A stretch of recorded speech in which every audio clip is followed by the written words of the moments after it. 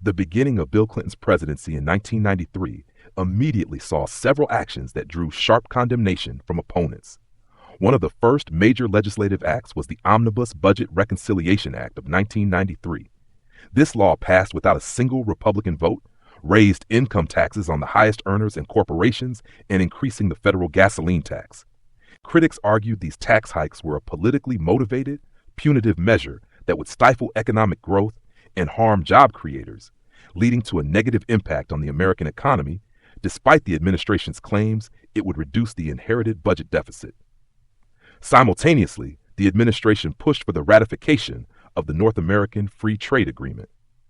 Although the agreement was signed into law in December 1993 with bipartisan support, it faced vehement opposition, particularly from organized labor, a core Democratic constituency, and independent critics like Ross Perot. Opponents saw the trade pact as a manipulative act favoring large corporate interests over the American worker. The resulting consequence for many working Americans, as critics predicted, was the migration of manufacturing jobs to Mexico, leading to widespread economic hardship and unemployment in factory towns. Another deeply criticized act was the compromise policy known as Don't Ask, Don't Tell concerning homosexuals in the military. Though intended to fulfill a campaign promise to end the total ban, the 1993 implementation was seen by many civil rights and LGBTQ+ advocates as an unethical betrayal and a harmful half measure. The policy was criticized for not lifting the discriminatory ban and instead creating a mechanism that still allowed for the discharge of qualified, dedicated service members solely based on their sexual orientation if they openly stated it or engaged in conduct harming morale and military readiness by prioritizing institutional prejudice over talent. Domestically, the Clinton health care plan of 1993, led by First Lady Hillary Clinton, was a focus of immense controversy. The formation and proceedings of the task force that developed the plan were fiercely criticized for their secrecy, leading to legal challenges and accusations of an unethical, manipulative process that shut out public and expert debate.